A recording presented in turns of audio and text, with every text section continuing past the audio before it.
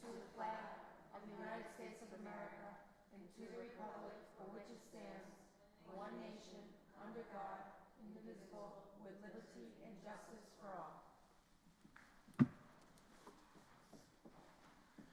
And I'm sorry, my apologies. I thought I had hit the microphone and I hadn't. Welcome everyone again. Veronica, can I get a roll call for attendance, please?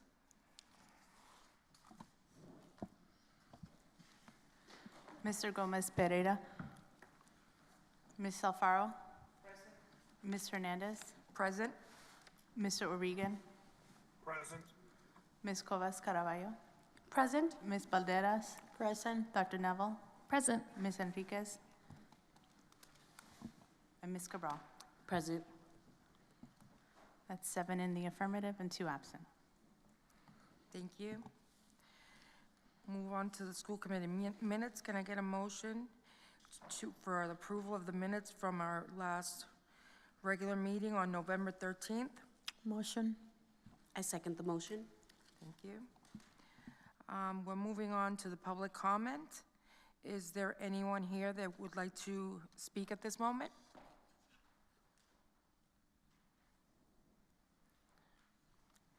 Please give your name and where you live. Hi everyone, I'm Catherine Anderson. I'm Chelsea Teachers Union President. I live at 15 Powder House Terrace in Somerville.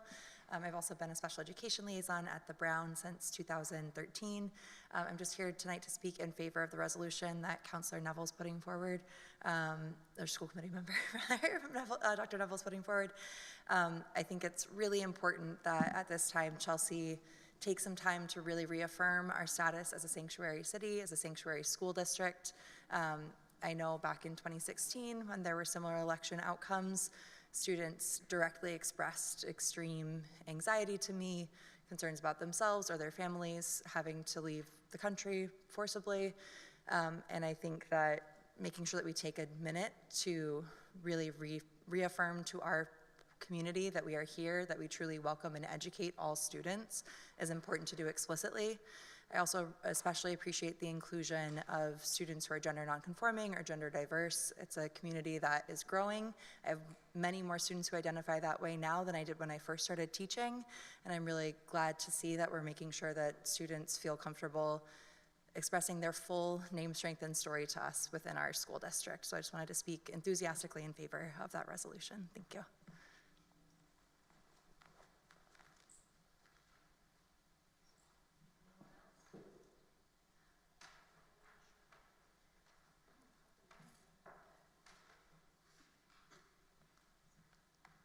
Everyone. My name is Ana Vanegas. I'm a resident of Chelsea for almost 30 years. I work in the public schools as a paraprofessional until a year and a half ago. And now work with Community Land Trust here in Chelsea, also part of the board of trustees for the library used for full disclosure. And I want to say that being an immigrant from Guatemala, I have been going through a lot of things during my whole 30 years being here. I have seen a lot of things happening firsthand on my family and on friends and neighbors. And then I experienced being first grader paraprofessional, seeing those little faces of kids when they had to move out of Chelsea because of displacement, because of different issues. It was heartbroken. I cannot imagine the experience that the kids will go through if they have to move out of the country. So if that is our future in the kids, let's make sure that they are safe, that they have a safe environment, that they do have not other things in their minds that the parents or whatever gonna be in the process of deportation or something like that. If it is in our hands, let's help. And that's all I have to say. Thank you.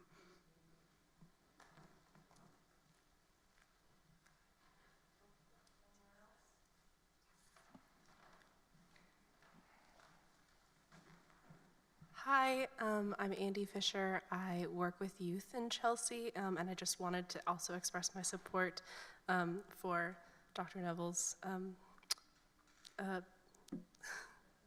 resolution. Thank you. And I just wanted to say, we know that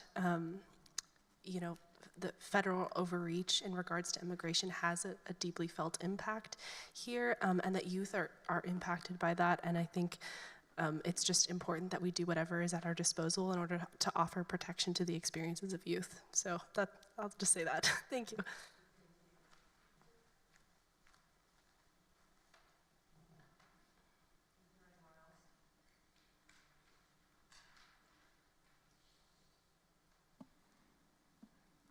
Is there anyone else? No? Well, thank you, everyone. Do we have any written? We had 3 late submissions that I handed off to you guys for correspondence. Okay, thank you. Okay, with seeing no more public comments, we'll move on to presentations, and I'll hand this over to Dr. Urbeta.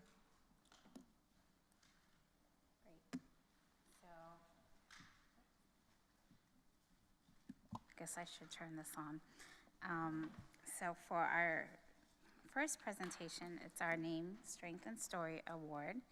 And tonight, we have 3 Name, Strength, and Story Awards. And I always get a lot of joy being able to do this. And this is the first year that we are doing our Name, Strength, and Story Award. And the Name, Strength, and Story Award is about people in Chelsea Public Schools. It could be anyone, any employee that is building relationships with students, getting to know them by name, strength, and story, because that's very important to us and who we are as a district. And so tonight we have 3 people. And I will start with an email that I received this a couple weeks ago. And this email is from a community member, and she writes, or actually it's from Mr. Rossi regarding an email she received. So she says, "Hi, I received a really nice call from a resident, Michelle Chaplin. She wanted to share that she believes we should recognize the crossing guard that stands over by Stockton and Spencer by the Old French Club. She said he is a younger gentleman that she looks forward to seeing every day. She said he smiles and greets every child and adult that walks with so much enthusiasm and positivity. She said it is such a tough spot, and she sees drivers being aggressive and rude to him all the time, but he just smiles. She said the kids absolutely love him, and he connects with the students. And she asked if there was a way that we could recognize him. And she added that she felt compelled to call because she's sure we don't get enough of these kind of calls, and that he makes her want to be a more thoughtful driver." So this Name, Strength, and Story Award goes to Emmanuel Garcia.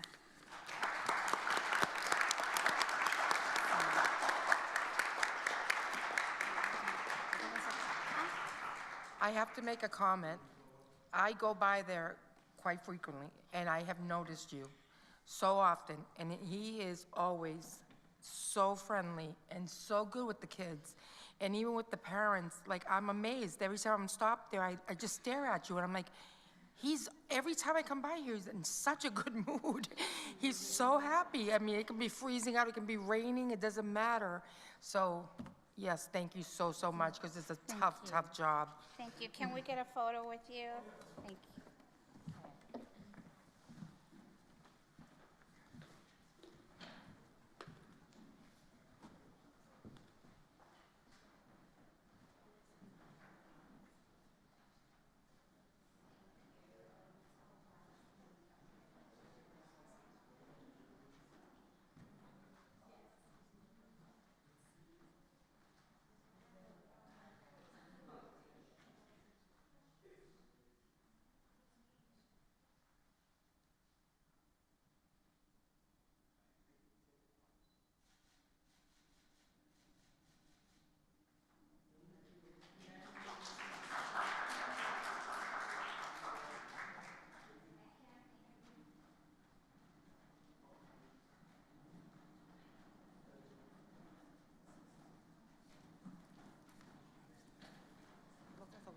stick mine in my pockets. I have candy wrappers.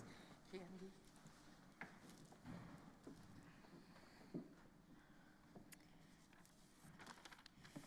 Okay, and our next name, Strength and Story Award, goes to Denise Granis. Denise is an ELA teacher at Chelsea High School, and this is actually her first year here in Chelsea, so welcome. And a coach was singing your praises the other day, and she's like, I have to tell you about this teacher at Chelsea High School. And I was like, who is she? And I said, I don't think I've met her. And so she was saying how you plan your lessons so well that you're so detailed about your lessons that the students love coming to your class, and that every time she visits your classroom, that the students are really engaged, and the high level and quality of instruction that you're delivering to your students is so high. And she just went on and on about how amazing your teaching is. And I was like, tell me her last name. I would like to recognize her. So when I hear like people just so excited about the teaching happening in your classroom, but that what was critical is she said that the kids are so engaged that they don't want to leave your classroom. So I just wanted to say thank you on behalf of all of us. Thank you for what you do every single day. Thank you for knowing our students and for knowing them by name, strength, and story. And I know at the high school you have a lot. So thank you, and congratulations.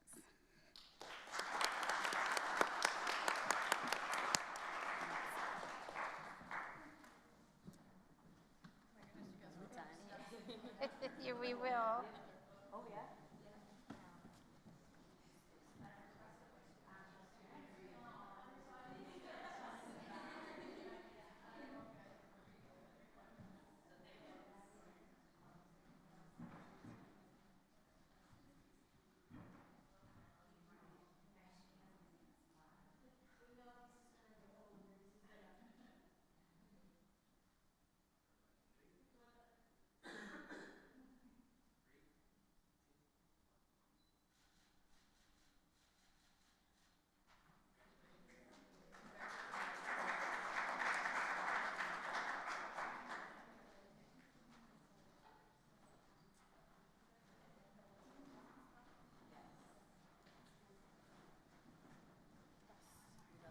Christmas colors on.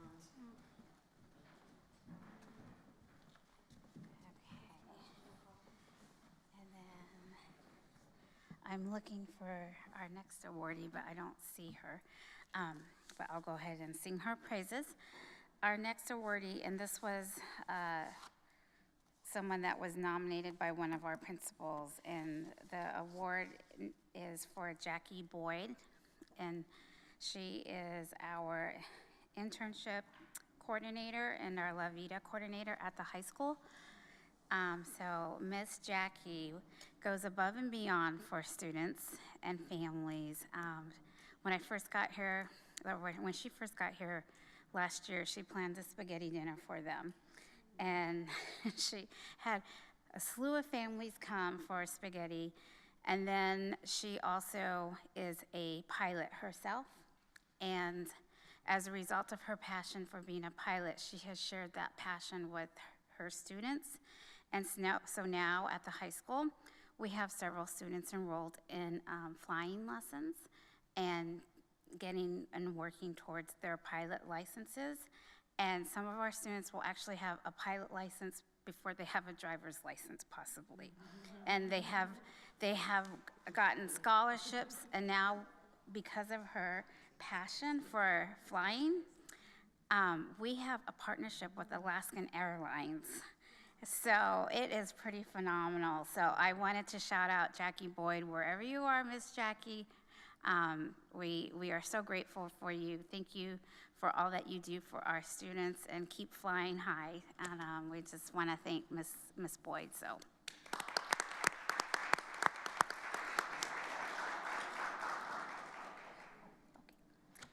And actually have one more award. And I'm gonna make some comments and then I'll let everybody feel free to chime in. Our next award goes to, this goes to Miss Lamboy. Miss Lamboy, we have an award for you in recognition for your outstanding contributions and dedication to students and family of Chelsea Public Schools. So for those of you who don't know, Miss Lamboy is leaving us at the end of this month. First, congratulations. She's going to be Deputy City Manager in the town of Randolph, so congratulations. And Monica has actually been here for 7 years now? 7.5, 6.5, okay. You're just a little bit, you got here a little bit before me. And so, Monica, I have to tell a little bit about you, okay? Not to embarrass you, but just because. And so, I had just gotten here, and within a couple months, the COVID pandemic hit us. And I saw Monica go into a whole different mode, even though she's over finances and buildings and operations. She went into, like, we've got to take care of the kids and feed the kids. And she's like, we've got to set up the schools to feed the schools. And right away, within a couple days, we were ready to start serving families in the schools, and we did. And I also saw Monica during the pandemic work and work and work and work. I think that's probably how you just like survived during the pandemic, just working. But I also saw Monica's heart during the pandemic. I saw Monica go out and like do the room 6 feet socially distanced, and she's like, "Oh, this is what we can do." Joe and I, we figured this out. The arrows, they were putting arrows on the hallways of which way to walk, the masks, all of the things that we had to do during COVID. And I was like, wow, Monica is more than just a financial a business budget money person. She has a really big heart. And people don't often see that as you're working with numbers, because you always say no to sometimes, especially to me. And I always say, Monica, it's not your money, it's the district's money. But at the same time, I'm so grateful for a financial officer who tells me no and doesn't tell me what I want to hear, but says, no, we can't do that. And I'm like, okay. And I tell other people, well, she tells me no, and she's going to tell you no, so don't take it personal. But that's what I so appreciate about you, because you have been fiscally responsible with our budget every single year. You've managed our finances so well that every year we're fiscally responsible and we use our money to the best that we can, and you keep me informed, and I'm super grateful. I will miss your expertise because you're a jack of all trades. You really do have a different perspective in many different areas, and I know that I will miss you on the cabinet team as well as our cabinet colleagues. So, yeah, we will miss you. So thank you for your 7.5 years of service. 6.5. I don't know why I keep saying 7. Because in Chelsea years, it's 7. No, it's 14. It's 14. We get double for COVID.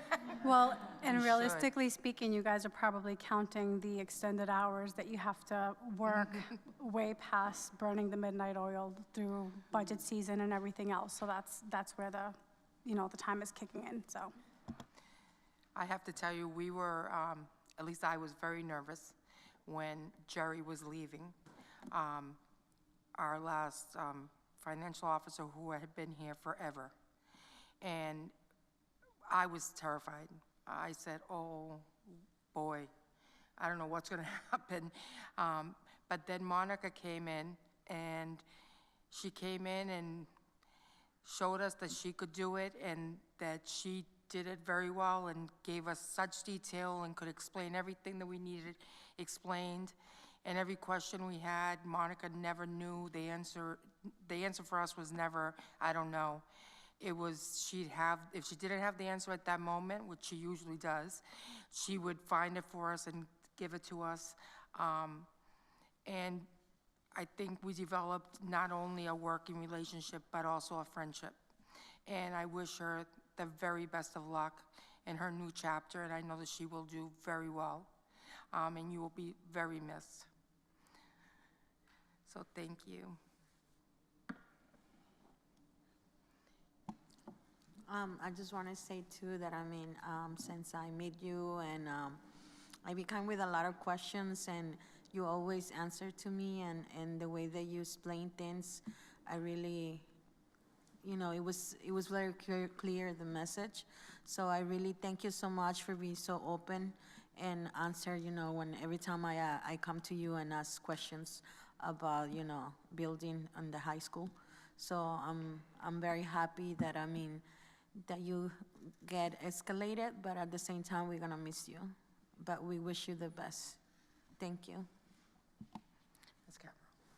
I also just want to echo the sentiments of gratitude for your efforts. And the work of budget and finance is equity work. And so thank you so much for bringing equitable spaces into our district. I can name a few of whether it's our high school cafeteria, bringing in furniture that is deserving of our student population. And so I just want to thank you for all that you do to make the work that we do in the classroom possible. And so, Monica, we'll miss you. I'll miss running into you on the bus in the morning or on the way, catching the 111. And so thank you so much. I'm looking forward to running into you on the T, and wishing you best of luck in Randolph. Yesenia?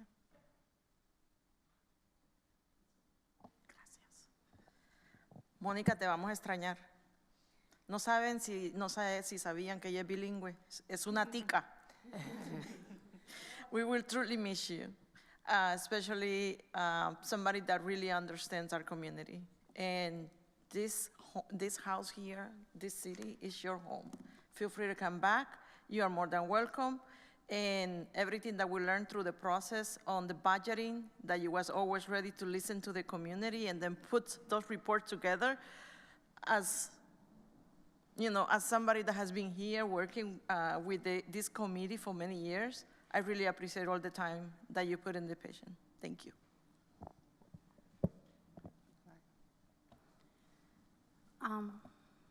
Well, I just want to echo everybody's sentiments, and I'll do my best to keep it short. As Dr. Abeyta mentioned, you are a jack of all trades, and when it comes to our district, you definitely wore multiple hats, not just our financial advisor. Within your job title, you had, you oversaw lots of different departments. Obviously, we had a very in-depth connection with, as far as work was concerned, because you were my point of contact in many of these said positions. So whether it was helping me navigate the new terminology for budget from someone that came from a completely different background from education, well, and as far as education was concerned, to getting me up to speed so that I could fulfill my duties here to the best of my ability as quickly as possible, or to meeting me down the block so we can take a look at the bus stop that needed to be reevaluated, or the potential, hazardous space. You were always available. And during budget season, you didn't just crunch numbers. You also made sure that our student spaces were, as Kathy mentioned, equitable, and their artwork was showcased, and that everything that was beautiful was highlighted, and that the things that needed improvement was done in a responsible but sustainable manner. So you taught me especially a lot as far as patience was concerned, because, as far as goal orientation goes, I want to get there, but getting there fast if we're going, or trying to get there fast if we're not getting there with a steady plan, thanks to you, I know we're not going to get anywhere if we're not doing it sustainably. So I do appreciate everything that you've taught. Because even if it didn't look like I was listening, I was. So, thank you. And I wish you nothing but the best in your next endeavors.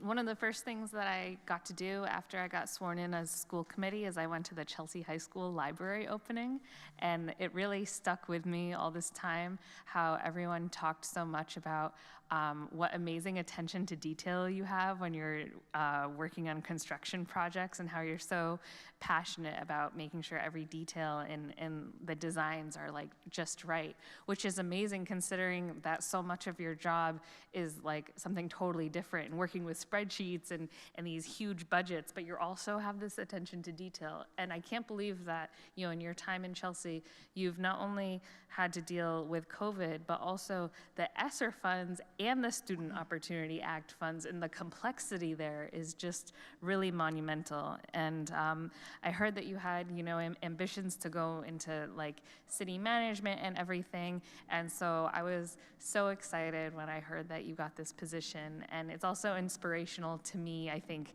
as a woman to see, you know, you moving up in this way. And I'm just so excited for your career trajectory, and I wish you the best.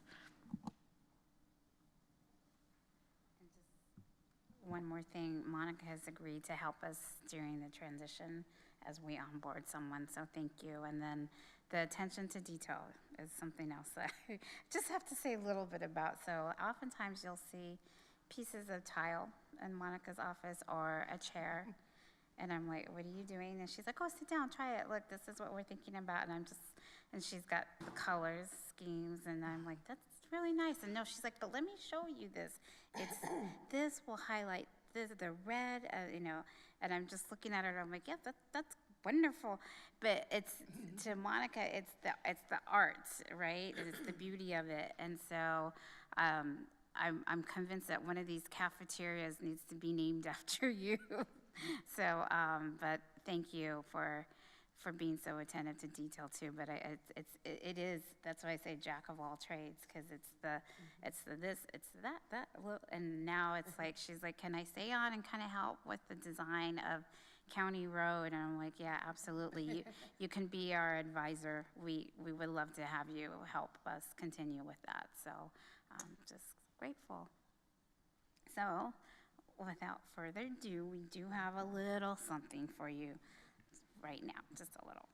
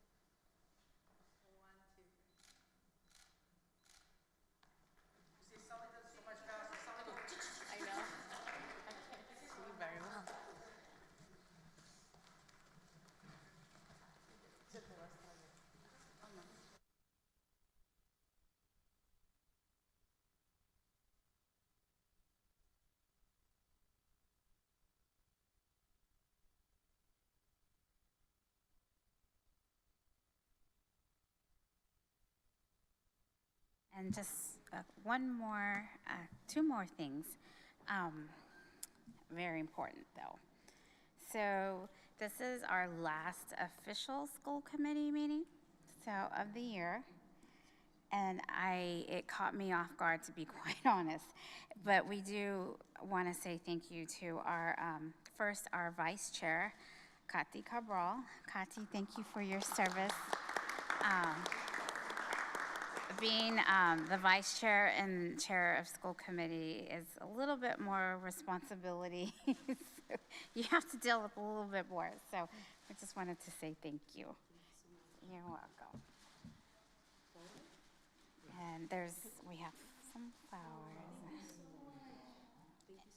And then for our chair, we have a thank you.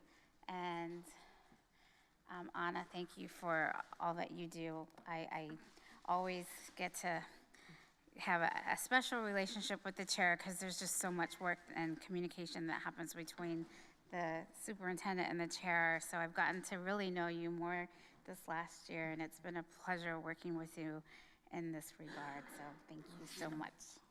We have.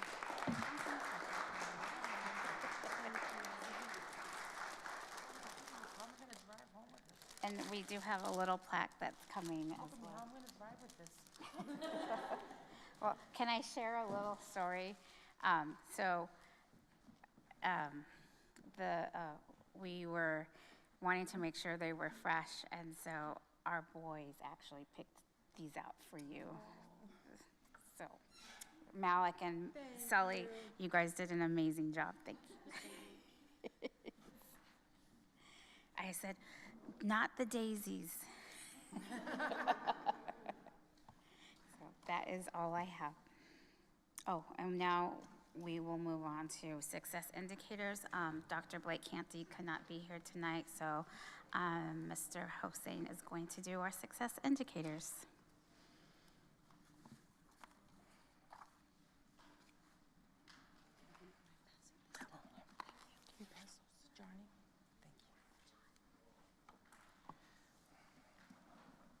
Good evening, everyone.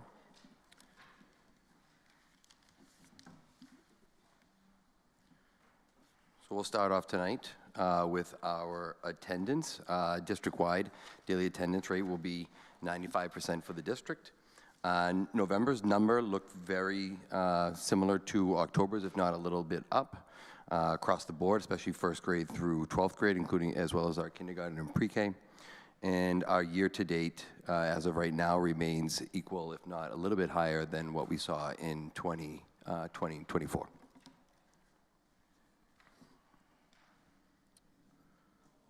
So our EL students and students with disabilities numbers remain at 960, 556 EL students with disabilities 213, and duly identified students 98.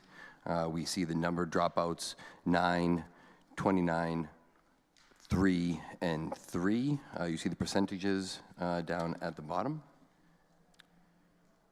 Again, they remain lower at this point than they do from last year. Mobility. This November, we've seen 6 students come in at the ELC, 1 student out. At the complex, 12 in, 20 out. At the middle school, we've seen 13 and 10. And at the high school, 21 coming in and 29 for a total of 52 students in and 60 students leaving the schools. Again, those numbers remain fairly consistent. And then our failure rates at the high school, for freshmen, we have a total of 511 students. We have 89 students with 1 failing grade, 53 students with 2 failing grades, 40 students with 3 failing grades, and 40 with 4 or more failing grades, for a total of 43.4%. 10th graders, we have 400 students, 67 with 1 failing grade, 40 with 2 failing grades, 19 with 3, and 10 students with 4 or more, with a percentage of 34%, which remains lower than what we saw for last year. Ninth grade retention rate is 21.8%. That was last year, so we actually don't have any those numbers for this year. That is all we have for our indicators. Are there any questions? What does the retention rate mean? The retention rate means that you actually see that at the end of the year. That's actually the students that have not passed technically by earning sufficient enough credits to move on. So a student who failed 5 or more classes in ninth grade did not technically become a sophomore because they have not achieved the amount of credits that are required to actually move up to grade 10. So that rate will come out at the end of the school year. So it's like the number of students who have to repeat the grade? Yeah, and the kind of? retention rate, yeah, and at the high school is different because it's credit-based, so it's really about how many classes did you pass to move on. So it's not really like ninth grade, 10th grade. It's really about how many credits do you have. And you could be a freshman and pass all your classes, move on, or a junior who's been, lacking in classes and then do ingenuity courses and adding credits and then move up. So it's really about the credits that are required to move on at that level to for the next class.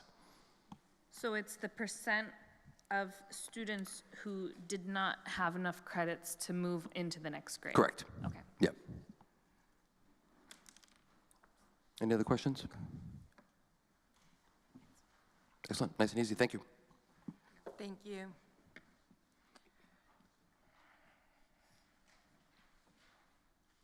Okay, our student rep. Good evening, Dr. Aveda, Madam Chairwoman Hernandez, and school committee members. We hope everyone has been doing well. And on the aspect of athletics, as the fall season came to a thrilling end, we welcomed the new winter sports, basketball for both girls and boys, cheerleading, indoor track, and wrestling. The CHS football team had their Thanksgiving game, which was also the last game of the season, on November 27. It was an exciting game, and many people had fun. Moving on to clubs, the CHS Drama Club will host its Snow Angel play in the Chelsea High School auditorium today, but it's in session right now, so kind of a little bit late for that. But you guys can go tomorrow or the day after tomorrow, Saturday. The play starts at 7, and tickets are at the door. They're $8 per each. And additionally, CHS will have its winter concert on December 10 at the Chelsea High School Auditorium at 6 p.m. And this one, you don't have to pay to go in, so everyone is welcome to go and to support the members. Now, looking forward to what's coming, right? Student emotions for the upcoming break are diverse. Seniors who apply to colleges and universities through the early decision and early action deadlines are going to be hearing back from their colleges in the following weeks. So they're kind of anxious about it. And seniors who are going to be applying to colleges through the regular decision will have the January 1st deadline. But there's also a different deadline, January 15. Both deadlines, they're kind of approaching, so they're anxious about that too. But on the other hand, many students are looking forward to the holidays and spending quality time with their family and friends. The Friday after the last school committee meeting, November 15, right, a while back, Chelsea High School hosted the first college and career fair where students were able to explore and get to know colleges and careers as well as internships available to them. And yesterday, December 4th, Chelsea High School hosted a college and career fair for parents. Parents. Many people went. I was there volunteering, so I kind of know. And very excited. Hello, everyone. Good evening, Dr. Abeda, Madam Chairwoman, and school committee members. So I'm going to be talking a little bit about the fundraisers and other things that are going on. So we have parent-teacher conferences coming up, which is in 2 weeks, December 19th, allowing parents and students to communicate about their child's well-being as well as academic performance during school. We also have the Winter Formal, which I'm super excited. This is our second one. Last year was a super success for the class of 2024, but now we're doing class of 2025. It's going to be La La Land theme. If you guys don't know it, it's like a famous Ryan Gosling movie. So, yeah. as well as upcoming fundraisers, I just wanted to give a shout out to my old English teacher, Miss Reddy. She's hosting a fundraiser for our local crossing guard. She's collecting money donations to give holiday gifts and show appreciations for our 4 crossing guards in front of our school, which they're like, I don't know what was the name that you stated before. Manny. These 4 crossing guards I have seen them since my freshman year, and they're always there, like with a smile on their faces. And even though it's raining, pouring, there's hail, they'll still be there. So I'm very grateful for them. We also had the turkey trot. It was a really big success. It was to support the runners and track starts of our school. It's led by one of our CHS coaches, Coach V, and all of the other cross-country coaches. It is a fundraiser for CHS track fields and cross-country athletes to provide warm-up scholarships and other things. I'm really excited to talk about this, but I'm hosting a toy drive. I did this last year. I just wanted to give back to like my community, especially the youth. I ran this toy drive last year, and when I was able to do it, I collected a bunch of toys from different organizations as well as people in our community. And to be honest, to be able to give back during the holiday seasons to people who don't like have it as much, like I knew I grew up in a home where I was fortunate enough to always have a really good holiday, and not everyone has that privilege. So I remember being able to give away those toys and seeing like the smiles on students' faces, like other children who were once me, is just amazing. So I'll be hosting this toy drive all throughout December. It ends 18th. So if you guys have any questions or you guys would like to donate unused toys, brand new, just contact me. And that's all I have for today. Thank you. The National Honor Society, oh, sorry, did you want to talk? Sure. Well, before the meeting's over, as far as like the toy drives and all that stuff, like I don't know if you guys have a point of contact, whether it's at the high school or your information, just so that we can make sure that we get, if there are donations, or we can obviously also maybe like, bring them over here and then schlep them over there. We could figure that out too. But if there is a point of contact, then just before we finish. The National Honor Society is currently having a candy bag sale, which will go on until December 18th, so the same deadline. The candy bags will be delivered between December 19 and December 20. Candy bags come with cards where the buyer can write a message to the person they are writing or gifting the candy bag to. Of course, it's not necessary to write a message or like gift the candy bag to someone. It's just like a nice gesture. The prices are as follow: $3 for 1 candy bag with a card, and $8 for 3 candy bags. The money raised will be used for scholarships that the National Honor Society gives to senior members. To members of NHS who are seniors, right? And moving on to student achievement. Chelsea High School has 3 Questbridge National Match Scholars. Their names are Alma Aja, Brandon Osa, and me, Diana Salinas.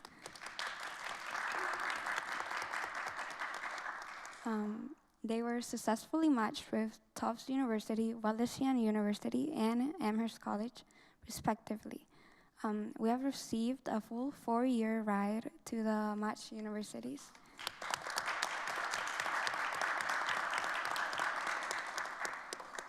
And that is all.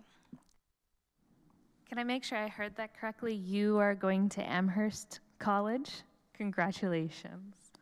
Thank you.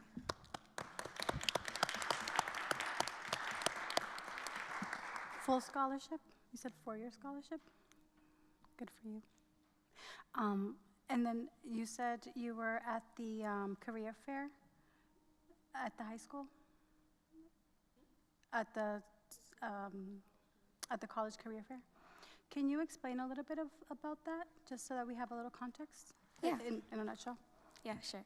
The College and Career Fair is a fair hosted by CHS, Chelsea High School, where the counselors call out to colleges and jobs like near CHS, where students, no, where like a representative comes and like has like their own stand, their own table, where the students can go and like talk to them during like periods, right? It's so students have like more, they know like what opportunities are available to them, and they get like broader perspective on different things. Thank you. But you said this time that there was a lot of parents there as well? So that's, yes. that's the part that yeah. I can help a little bit. So normally we have the college and career. We've been doing them for 2 years, 2 years now?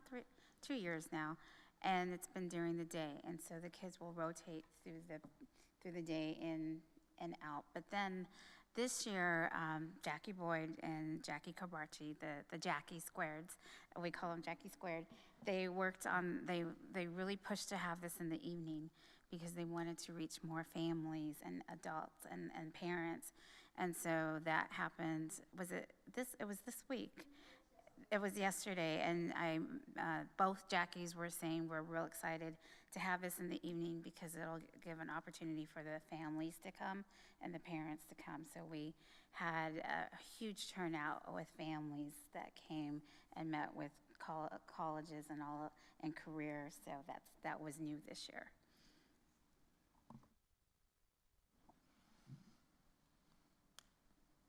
They also help parents to kind of like know what to do and what are available to do their programs to pay the college, or how to they can apply, and they give websites, so they really help them to kind of like be prepared, so when before they're gonna graduate, maybe 1 year or 2, they know what to do.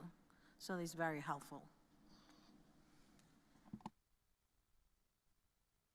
Anything else? We're all set. Thank you.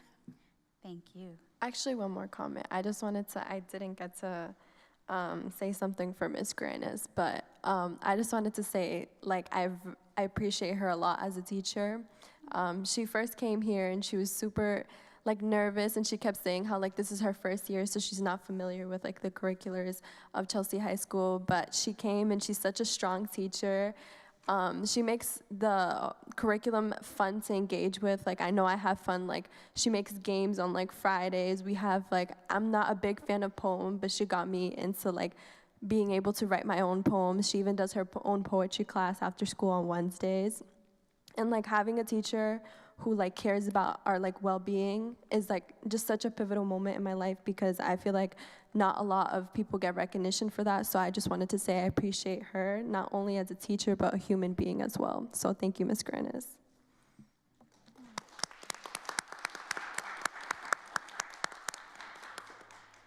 The highest compliment, I believe, are from our students. Yeah.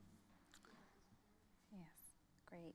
Well, thank you. You both are doing such a wonderful job. Okay, our next reports are actually the personnel report and our enrollment report, and those are in our packets as well. So for our personnel, just an update on our hiring. We've hired 27% Caucasian, 67% Hispanic, and 6% Black. And then moving on to our enrollment report, we're very steady at 6,143 students. And I would like to commend these 2 reports for the record. And that completes my report for the night. I make a motion to commend them to the record. Motion. Thank you, Dr. Abeda. And thank you very much, both of you. It's very interesting, and those college fairs are a wonderful opportunity, especially for involving parents. I actually yesterday had a very important day. Yesterday was my 56th anniversary of arriving to Chelsea from Cuba. So, yes, as I put my age out there to all of you. And it's always, when I went through the whole college experience, my parents had no idea what I was doing or what any of this was, and it was very confusing to them. And it was complicated for me because I didn't really have anyone to speak to that could really help me with what I needed to do. So I'm very happy that we have all these opportunities now to get parents involved and be able to give them help, because I think it's scary for the parents also, when your kids are trying to sign up for college, and this whole experience is, for a lot of parents, is very foreign. So that's great. So now, moving on to committee reports. I'd like to commend the committee reports to our records. If I could get a motion? Motion? Second the motion. Thank you. And now we will move on to new business. And our first item is consideration and action to accept the Acceleration Academics Grant for fiscal year 2024 to 2025 from DESE in the amount of $53,000. Can I get a roll call? Mr. Gomez Pereira? Yes. Ms. Alfaro? Yes. Ms. Hernandez? Yes. Mr. O'Regan?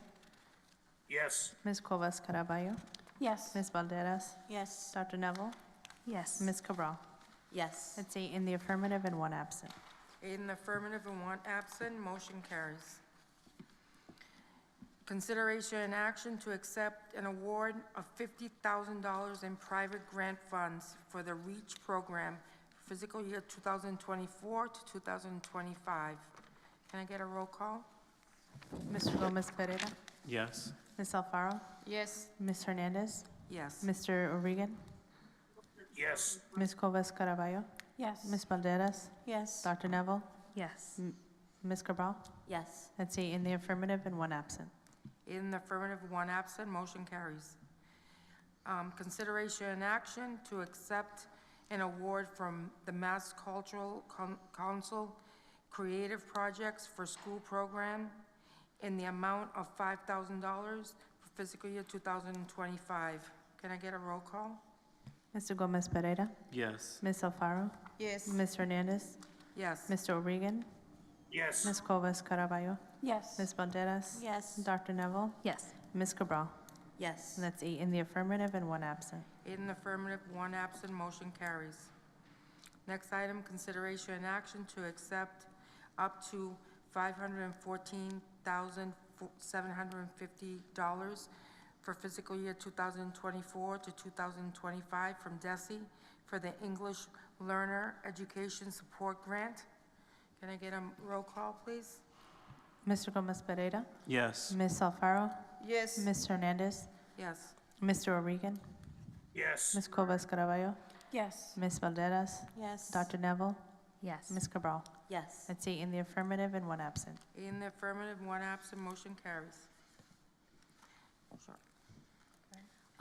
Prior to our vote on the cell phone policy, I just want to thank again Central Office, our educators that shared testimony about our cell phone policy that will be implemented on the middle school level to increase student engagement.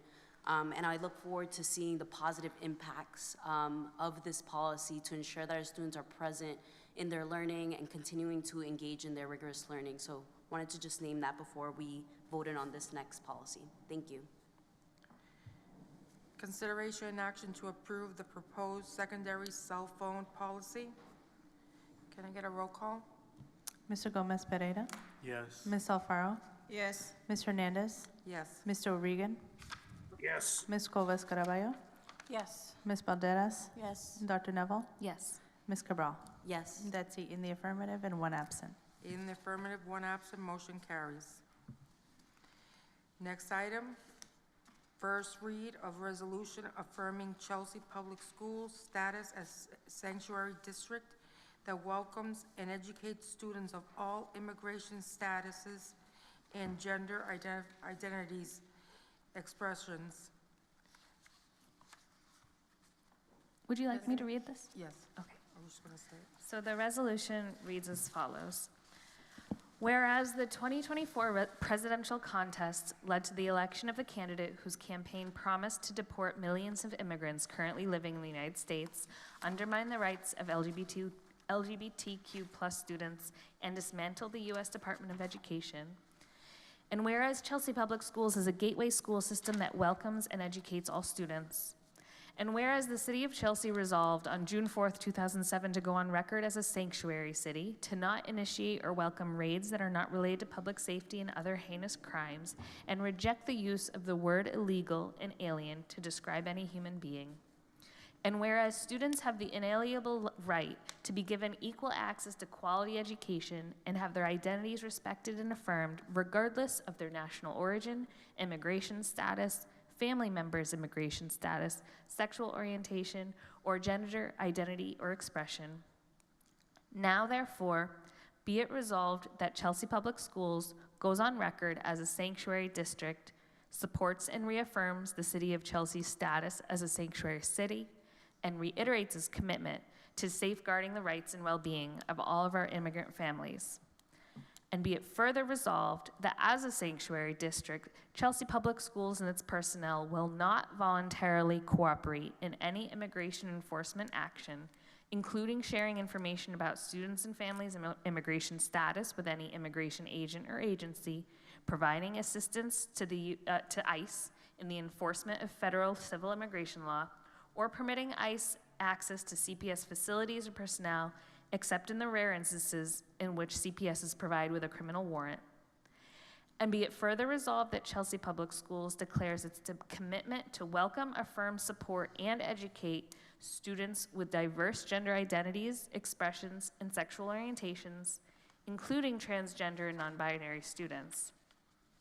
And be it further resolved that Chelsea Public Schools calls upon the Commonwealth of Massachusetts, the City of Chelsea, and all allied organizations and funders to assist in providing financial support to the district in the event that the U.S. federal government fails to provide Chelsea with the funds necessary to educate all students in line with these commitments.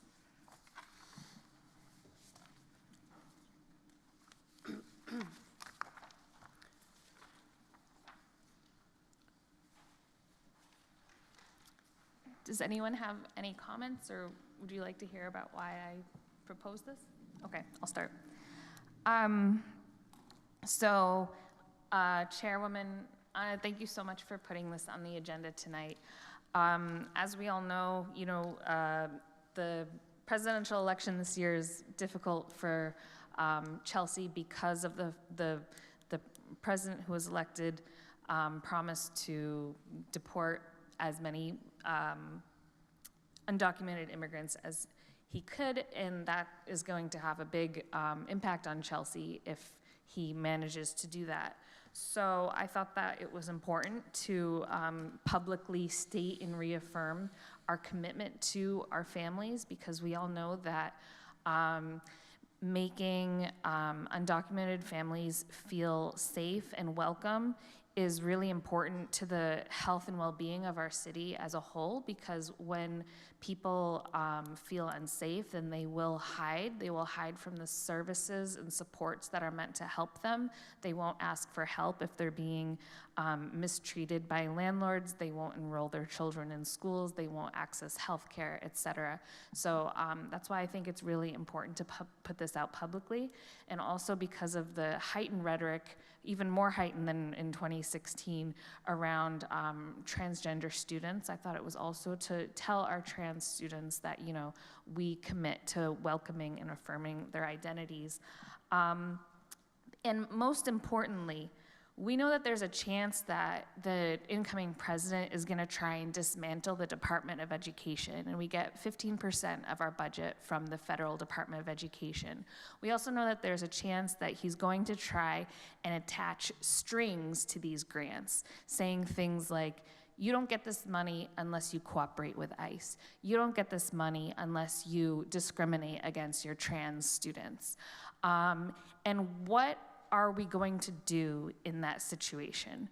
As a school committee, you know, we just went through all these grants and we did a roll call to accept these like dozen grants. The reason that it's the school committee's responsibility to vote with a roll call on every single grant is because a grant and any type of funding influences what we do as a district. So it's actually our responsibility to make sure that our funding and the funding that we receive aligns with our values and doesn't push us to do things in a way that doesn't align with our values. If we received a donation that said, we're donating 10,000 t-shirts on here that say,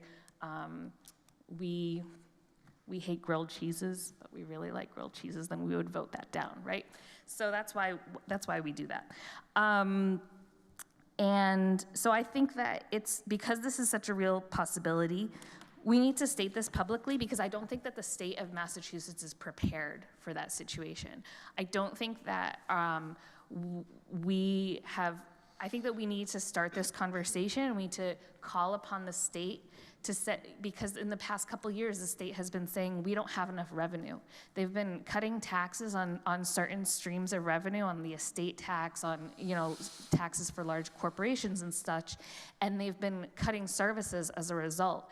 And I think that because they've been cutting taxes and the revenue at the state has been going down, they're not prepared for what's gonna happen if the federal government, you know, puts these sorts of problems in our hands. So we need to start telling the state now, you have to be thinking about how you're going to support districts like Chelsea if this happens, and not just reactively, but proactively thinking about it in the laws and policies that you're passing this year, thinking about it in this year's budget, which they're gonna start discussing in January. And so that's why I wanted to bring this resolution up, and I'd love for other people to share their thoughts.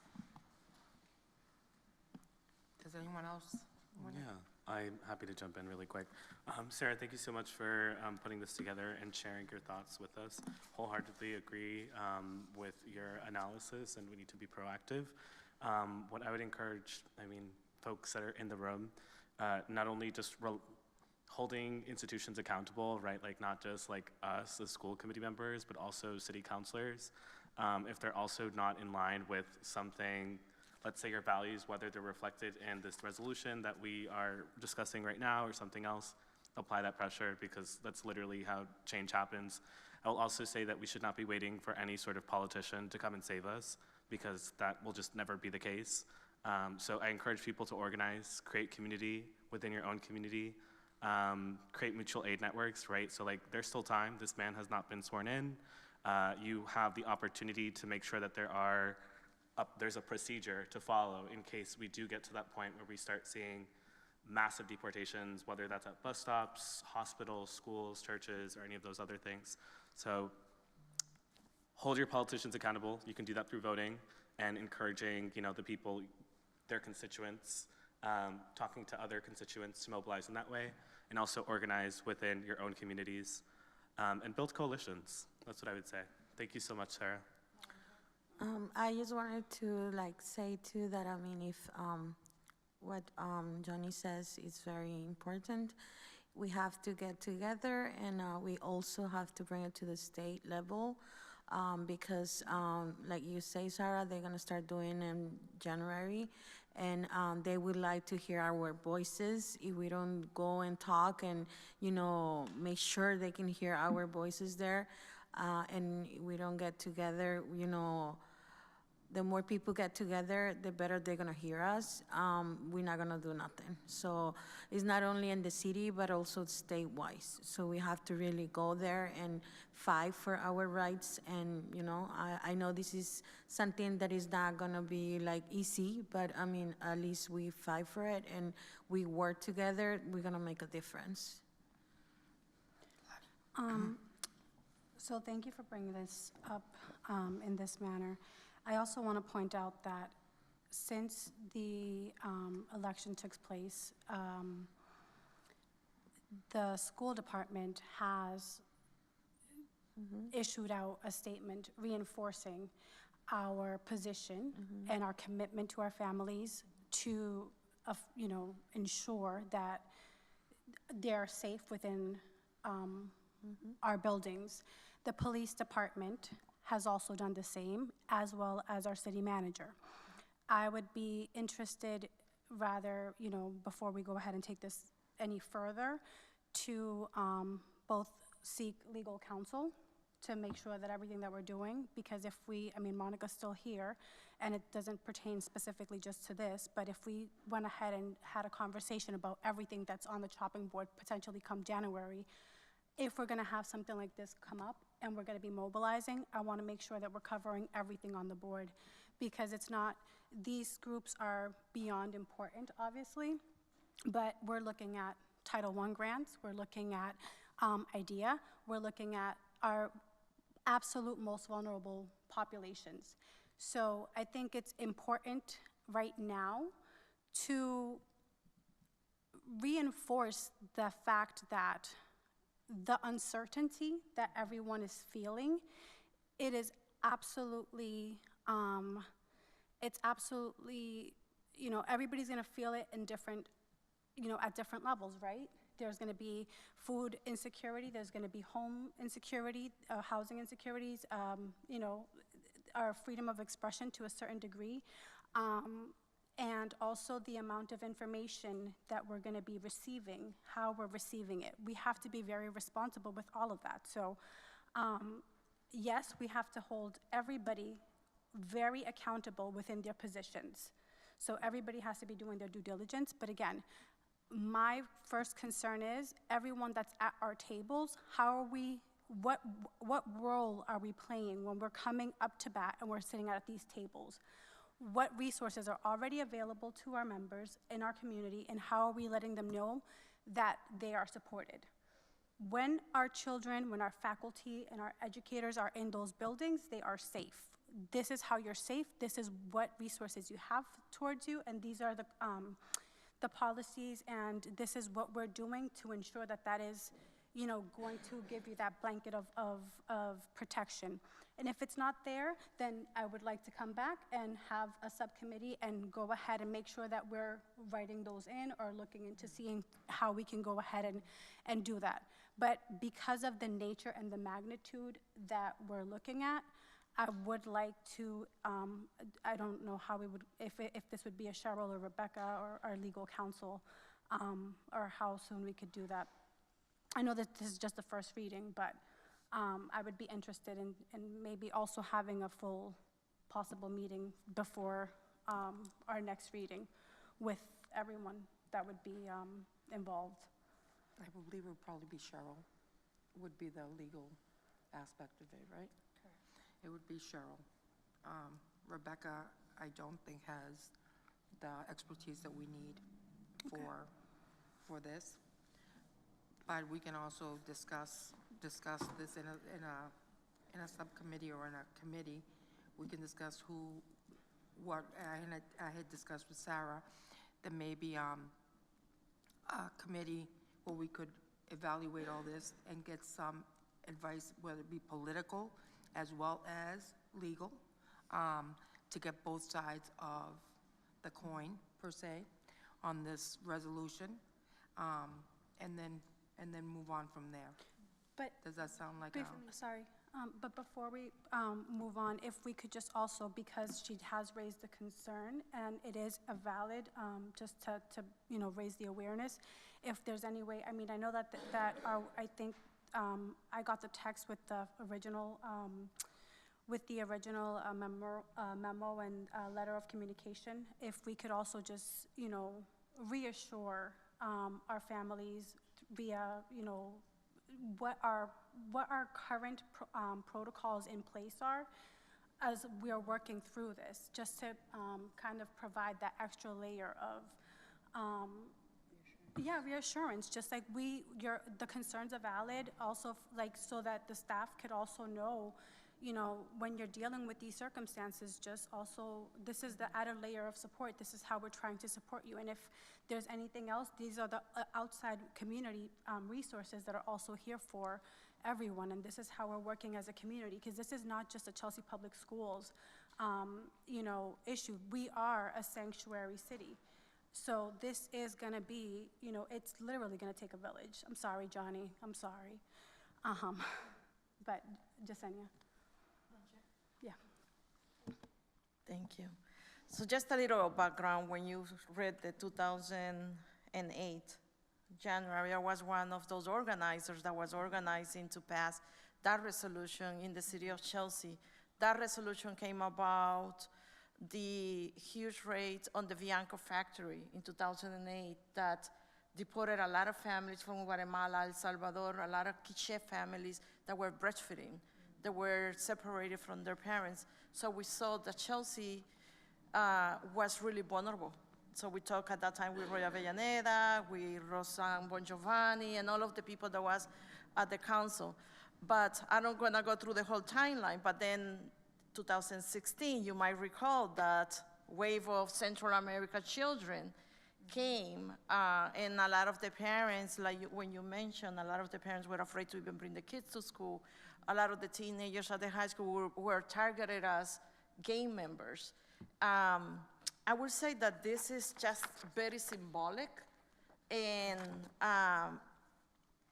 it really means a lot having this as a school committee if we were to pass it, because these students is just gonna guarantee that we are protecting them, that we are for them, to remember that we represent them.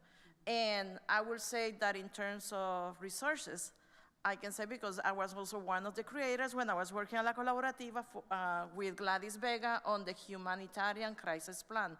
There is a humanitarian crisis plan that involves everybody, that involves city government, that involves legal experts, that involve people to volunteer and house students, and the police department. I know that the police department, when it comes to legal, there will be some restrictions, because if they have to look for a student, or there is legality to it. I remember that this was also tried to be passed here in the school committee in the past.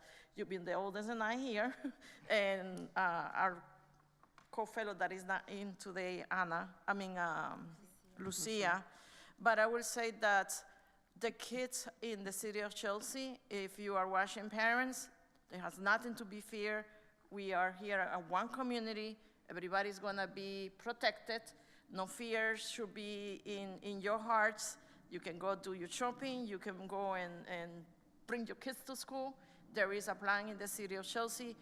Everybody here, I'm pretty sure we are gonna stand up for our brothers and sisters from the immigrant community. And now that there are also a lot of hatred towards the new immigrant wave, that is the people from Haiti. We also have to see them as our brothers and sisters who are also suffering. So I do applaud you for putting this together, and I would love to be part of that committee if that committee were to be built. And I just wanted to reemphasize to the parents and students, there is nothing to be feared of. We are bigger, and if we have faith in God, we know that all of these are just tactics in the political aspect. But don't be fearful. Everything's gonna be fine. I just don't want any parent to stop sending the kids to school, because nothing is happening. Your kids are in good hands, like the hands of this wonderful teacher that was saying, and all of you here. But yeah, that was all that I wanted to put out there. Thank you. And I think that this resolution is a wonderful, wonderful symbolic resolution, and by all means, I think what we're trying to do is make it as strong as we possibly can, and educate all of us as a committee so that we're all on the same page. And it would be the committee.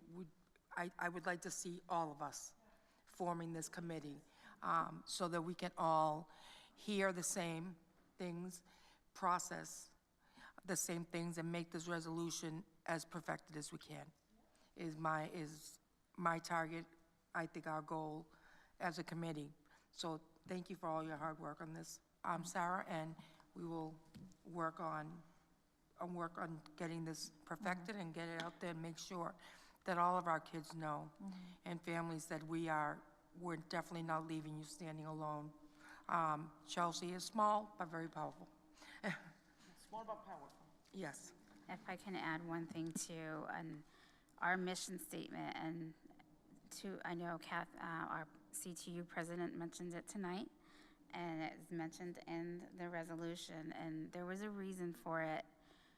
It says we welcome and we educate all, and we mean that, and we are sticking true to that. That is, people in other communities know our mission statement, and so we also protect the privacy of our students, and that isn't going to change. And so I just want to reassure our families that our families are welcome. We embrace with open arms, and we love, and we will continue to do that. So I just want to make sure everybody knows that as well. Thank you, everyone, so much for sharing your thoughts on this. I want to be transparent and say that when I originally proposed this, I was hoping that we would be able to vote on it tonight, but I understand that there are some anxiety around maybe not just the legal implications of this, but the political implications of drawing attention to Chelsea as a sanctuary city in this time. And I believe I'm hearing that that's maybe some of the reason that we want to send this to a second reading. So although I'm a little bit disappointed that we're not going to be able to vote on it tonight, and I did try and design this resolution in a way that didn't actually change anything that we do in our policies. It's where all these things were language that I took from other cities' resolutions, and I already knew that, you know, we already have policies of not sharing our information with other agencies. But in talking to the chair about next steps, you know, I think that it will be a good thing to have a special committee of the whole to talk about, maybe just have some deeper education on what are Chelsea Public Schools policies if, for example, if a child's parents were deported while they were at school, or what if, you know, if ICE approached a school, or actually, what if ICE holds a raid across from the ELC during the school day, which is something that happened this past year. So instead of, so I think that, you know, I'm really happy to take this as an opportunity for us to dig deeper into this conversation. And hopefully the result of it will be that we're able to vote in support of the resolution at the next meeting. Thank you so much. Thank you, Sarah. With this, if there's no more communications or announcements, are there anybody would like to make at this moment? Anything you want to announce, talk about? Do we have to vote to send this to a second reading or something? Yes, motion to send. So can we make a motion to send this to a subcommittee of the whole, and then, Anna, you would then schedule that subcommittee? Can we have it, do we want to have it in chambers? Is that a possibility? Yes. We could have it in chambers, yes. Yeah, we can have it in person. Definitely in person. Okay. Oh, Yeah. definitely would be in person. That wouldn't be, I don't know if maybe it would be better in a conference room versus here. I think in person, or do we want to move it to the next regular school committee meeting? Like, how is that going to? If we're going to have a sorry to interrupt. If we're going to have a subcommittee, I would like to have the legal advice. We're not going to have a subcommittee. We're going to have a committee of the whole. Right. It would be in person, and then at that point, we would have legal advice and also, yes. That's the norm, right? Well, I'm sorry, what did you say, Jasenia? That when we have a situation like this, we have legal counsel in the room with us. She would be in the room with us, correct. And I forgot the 207? name of the lady that runs this show. The room 207? No, I don't know yet. I don't know what room it'll be in yet, but it would be, the legal counsel would be in person. Could we invite other people to share other perspectives besides just the legal risks, and also we Yes, talked about we the talked political about implications? A person with political information that could tell us what implications that the political side would have. That would be the time to have it, would be in a committee of the whole, and we would do that before we'd have the second reading of it and hopefully the vote, which hopefully will be in January. So we're going to try to get that scheduled now with the holidays. Let's see what we can do, but we'll get it scheduled as quickly as we can. Because I don't think it's a tremendous amount of work that has to be done to it. I think it's more informational and just perfecting it a little bit more. But I second that motion. The motion to send it to a subcommittee of the Yes. whole. Yeah. I'm sorry, Johnny.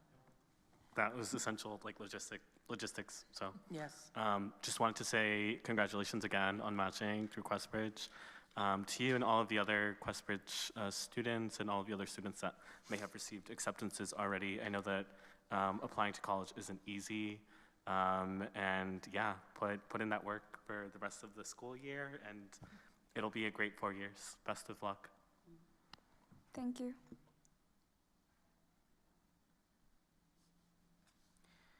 Okay, anyone else? Well, with seeing nothing else, I would like to make a motion to adjourn. Motion. Second. Meeting has ended.